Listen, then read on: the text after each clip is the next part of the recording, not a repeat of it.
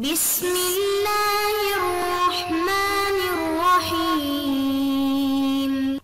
بسم اللہ الرحمن الرحیم علم حدیث اور اصول حدیث کا دوسرا سبق ہے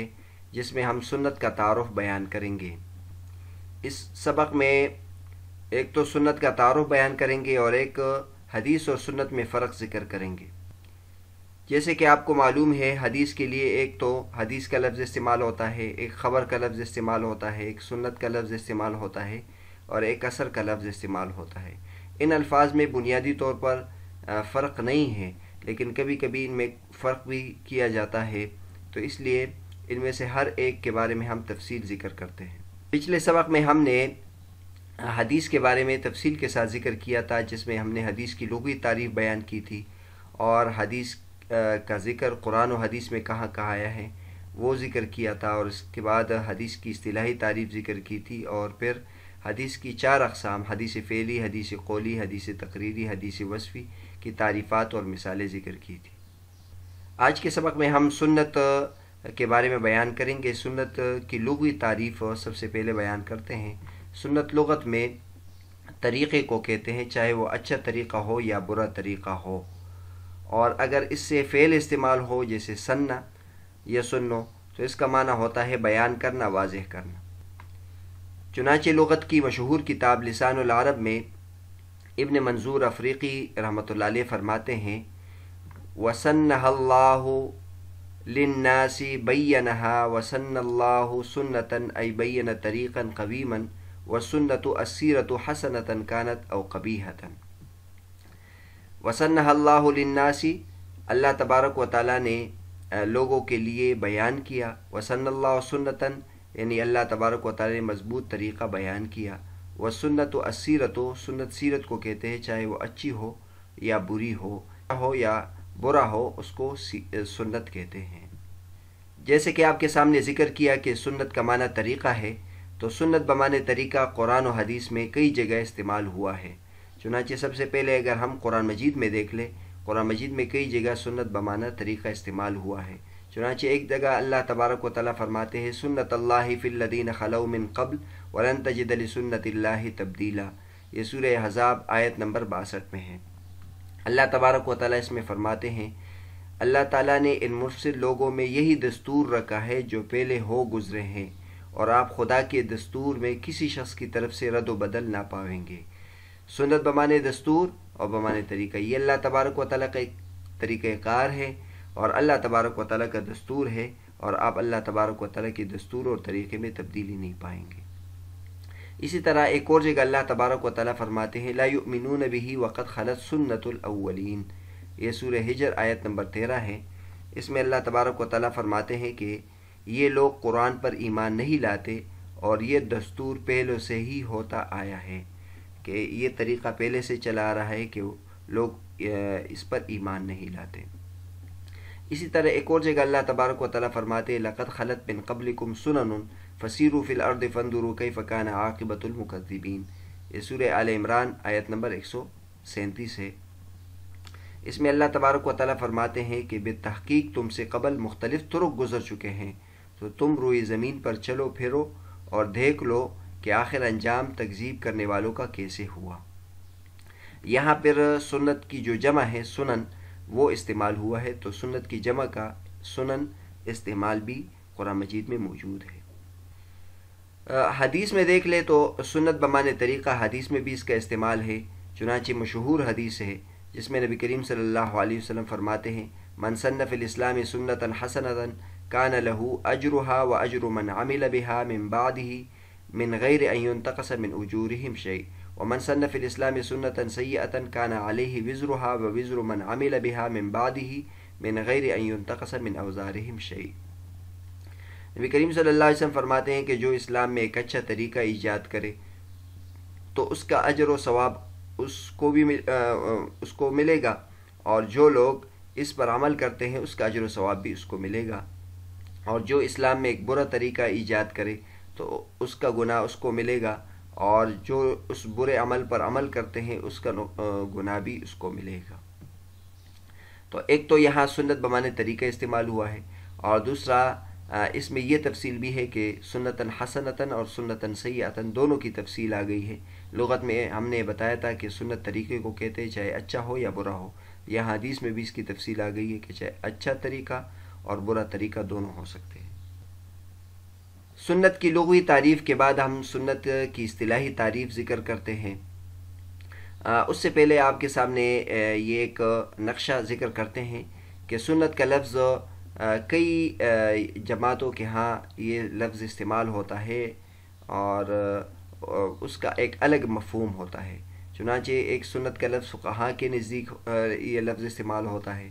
اور ایک سنت کا لفظ اصولیین کے استعمال کرتے ہیں، اس طرح ایک سنت محدثین کے ہاں استعمال ہوتا ہے، اس طرح سنت کبھی بدعت کے مقابلے میں استعمال ہوتا ہے، اور 5ویں نمبر پر سنت بمانے معمول بھی ہی طریقہ استعمال ہوتا ہے۔ تو یہاں ان میں سے ہر ایک کی تفصیل ذکر کرتے ہیں۔ چنانچہ سنت فقہاء کرام کے نزدیک تو فقہاء کی اصطلاح میں سنت کا لفظ فرض اور واجب کے مقابلے میں استعمال ہوتا ہے، جس میں نبی کریم صلی اللہ علیہ وسلم نے مواظبت کی ہو اور کبھی کبھی چھوڑا بھی ہو۔ آپ کو معلوم ہے فقہ کی کتاب آپ دیکھ لیں تو اس میں نماز، روزہ، حج، زکوٰۃ وغیرہ اس میں تفصیل ذکر کی ہوتی ہے کہ اس میں فرائض اتنے ہیں، واجبات اتنے ہیں اور سنن اتنے ہیں۔ تو بہرحال ایک سنت کا استعمال فقہاء کے نزدیک ہوتا ہے، اور اس کے لیے اگر ہم حوالہ دیکھیں تو میر سید شریف جرجانی رحمۃ اللہ کی کتاب ہے مشہور تعریفات، اس میں وہ فرماتے ہیں السنت فی اللغۃ الطریقۃ مردیۃ کانت او غیر مردیۃ والعادۃ وفی الشریعۃ ہی الطریقۃ المسلوکۃ فی الدین من غیر افتراض ووجوب فسنت ما واظب النبی صلی اللہ علیہ وسلم علیہا مع الترک احیانا فإن كانت المواظبۃ المذکورۃ علی سبیل العبادۃ فسنن الہدی وإن كانت علی سبیل العادۃ فسنن الزوائد۔ سنت لغت میں طریقے کو کہتے ہیں چاہے وہ اچھا ہو یا برا ہو، اور عادت کو کہتے ہیں، اور شریعت میں اس طریقے کو کہتے ہیں جو دین میں چلا آ رہا ہو لیکن فرض اور واجب کے علاوہ۔ پس سنت اس کو کہتے ہیں جس پر نبی کریم صلی اللہ علیہ وسلم نے مواظبت کی ہو اور کبھی چھوڑا ہو۔ اگر مواظبت مذکورہ علی سبیل العبادت ہو تو اس کو سنن ہدیٰ کہتے ہیں، اور اگر علی سبیل العادت ہو تو اس کو سنن زوائد کہتے ہیں۔ تو بہرحال یہ فقہاء کرام کے نزدیک سنت کا معنی تھا۔ سنت اصولیین کے اصطلاح میں کس معنی میں استعمال ہوتا ہے تو آپ کو معلوم ہوگا، اصول فقہ کی کتابوں میں آپ نے دیکھا ہوگا کہ وہ 4 حصوں پر اس کو تقسیم کرتے ہیں، کتاب اللہ، سنت، اجماع اور قیاس۔ تو وہاں سنت کتاب اللہ، اجماع اور قیاس کے مقابلے میں استعمال ہوتا ہے۔ چنانچہ اصول حدیث کی مشہور کتاب توجیہ النظر الی اصول الاثر علامہ طاہر الجزائری رحمۃ اللہ علیہ کی ہے، اس میں اصولیین کے مطابق سنت کی تعریف وہ کرتے ہیں جو حدیث کی تعریف۔ حدیث و اقوال النبی صلی اللہ علیہ وسلم وافعالہ ویدخل فی افعالہ تقریرہ وهو عدم انکارہ لامر رآہ او بلغ منقادا للشرع واما ما يتعلق به علیہ الصلاۃ والسلام من الاحوال فان كانت اختیاریۃ فهي داخلة في الافعال وان كانت غیر اختیاریۃ كالحلیۃ لم تدخل فيه اذ لا يتعلق بها حکم يتعلق بنا وهذا التعریف هو المشهور عند علماء اصول الفقہ وهو الموافق لفنهم۔ اس میں علامہ طاہر الجزائری رحمۃ اللہ فرماتے ہیں کہ علم علماء اصول فقہ کے نزدیک جو حدیث اور سنت کی تعریف ہے وہ نبی کریم صلی اللہ علیہ وسلم کے اقوال اور افعال اور تقریرات بھی اس میں شامل ہے۔ جہاں تک نبی کریم صلی اللہ علیہ وسلم کے احوال ہے یا صفات ہے، جیسے نبی کریم صلی اللہ علیہ وسلم کا حلیہ ہے یا نبی کریم صلی اللہ علیہ وسلم کی سیرت سے متعلق باتیں ہیں، وہ اصولین حدیث میں اور سنت میں داخل نہیں۔ تیسری قسم سنت محدثین کے نزدیک، تو ان کے نزدیک سنت حدیث کے معنی میں ہے جو پچھلے سبق میں ہم نے آپ کے سامنے ذکر کیا تھا کہ ان کے نزدیک حدیث 4 چیزوں کو کہتے ہیں، جس میں نبی کریم صلی اللہ علیہ وسلم کا قول، نبی کریم صلی اللہ علیہ وسلم کا فعل، نبی کریم صلی اللہ علیہ وسلم کی تقریر اور نبی کریم صلی اللہ علیہ وسلم کے اوصاف وہ داخل کرتے ہیں۔ چنانچہ اسی کتاب توجیہ النظر میں علامہ طاہر الجزائری رحمۃ اللہ فرماتے ہیں ذهب بعض العلماء الى ادخال كل ما يضاف الى النبي صلی اللہ علیہ وسلم في الحديث فقال في تعريفه علم الحديث اقوال النبي صلی اللہ علیہ وسلم وافعاله واحواله وهذا التعريف هو المشهور عند علماء الحديث وهو الموافق لفنهم فيدخل في ذلك اكثر ما يذكر في كتب السيرة كوقت ميلاده عليه الصلاة والسلام ومكانه ونحو ذلك۔ تو محدثین اس کی طرف گئے ہیں کہ جو بھی نبی کریم صلی اللہ علیہ وسلم کی طرف منسوب ہو وہ حدیث میں داخل ہے، چاہے وہ نبی کریم صلی اللہ علیہ وسلم کے اقوال ہو، افعال ہو، احوال ہو اور صفات ہو۔ تو سیرت میں جو چیزیں ذکر کی جاتی ہے نبی کریم صلی اللہ علیہ وسلم کی صفات، وہ بھی حدیث میں داخل کرتے ہیں۔ چوتھے نمبر پر سنت کبھی بدعت کے مقابلے میں استعمال ہوتا ہے، چنانچہ یہ فتاوی ابن صلاح ہے، اس میں ابن صلاح رحمۃ اللہ علیہ سے پوچھا گیا ہے کہ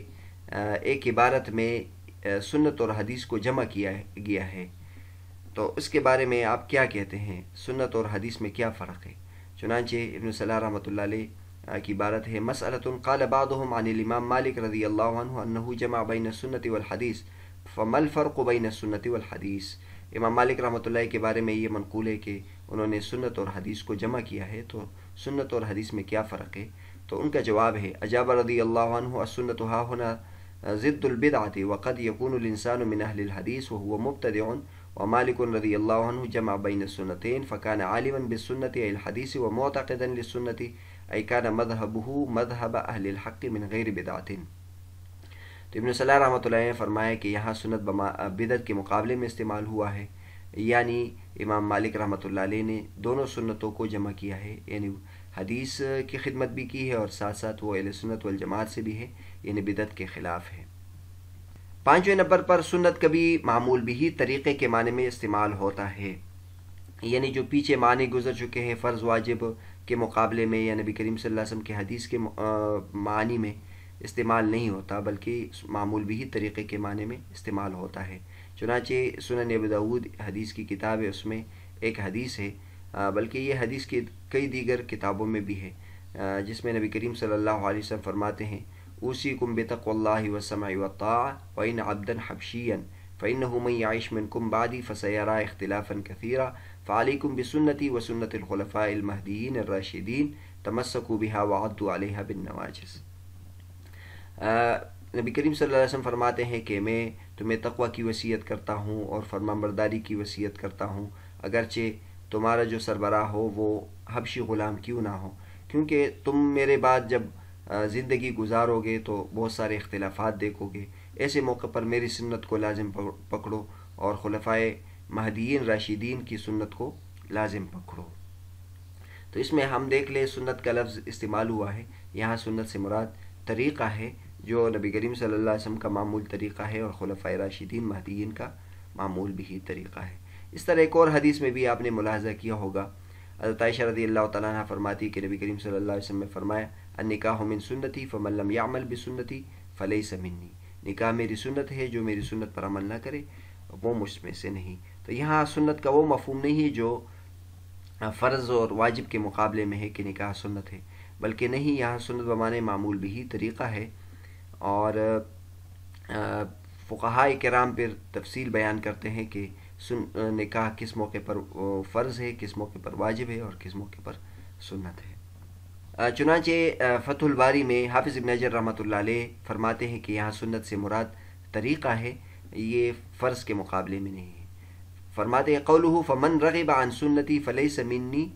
المراد بالسنت الطریقۃ لا التی تقابل الفرض،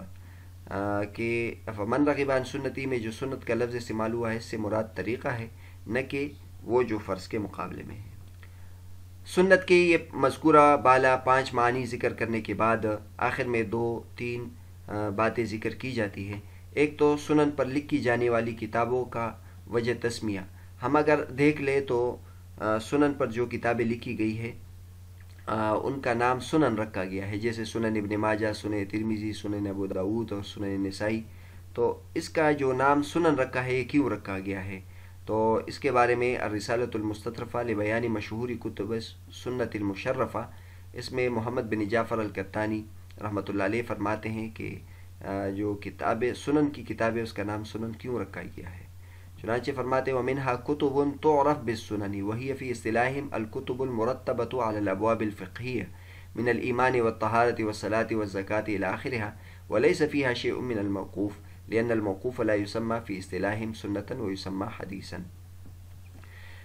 وہ فرماتے ہیں کہ کتب سنن وہ ہے جو ابواب فقہیہ پر مرتب ہو اور اس میں نبی کریم صلی اللہ علیہ وسلم کی احادیث مذکور ہو۔ شیخ محمد بن جعفر القطانی رحمۃ اللہ علیہ فرماتے ہیں کہ سنت جو ہے یہ مرفوع کے ساتھ خاص ہے، البتہ جو سنن میں موقوف احادیث ذکر کی جاتی ہے تو وہ ضمناً آ جاتی ہے۔ اس کے بعد دوسری بات آپ کے سامنے یہ ذکر کرتے ہیں کہ سنن کے جو مذکورہ بال معانی ہیں اس میں فرق کرنے کی بھی ضرورت ہے، یعنی ہر جگہ ہمیں دیکھنا پڑے گا کہ وہاں سنت کا کون سا والا معنی مراد ہے۔ یہ بات شیخ عبد الفتاح بغداد رحمۃ اللہ علیہ نے سنت النبویہ و بیان و مدلولہ الشرعی، یہ ان کا ایک رسالہ ہے، اس میں انہوں نے بیان کیا ہے۔ بہرحال آج کا ہمارا سبق سنت کے بارے میں تھا، اور خلاصہ یہ ہے کہ سب سے پہلے ہم نے سنت کی لغوی تعریف بیان کی کہ سنت بمعنی طریقہ ہے، اچھا ہو یا برا ہو، اور سنہ کا معنی ہے بیان کرنا۔ پھر اس کے بعد ہم نے سنت کی اصطلاحی تعریف بیان کی، اور سنت کی اصطلاحی تعریف میں ہم نے بیان کیا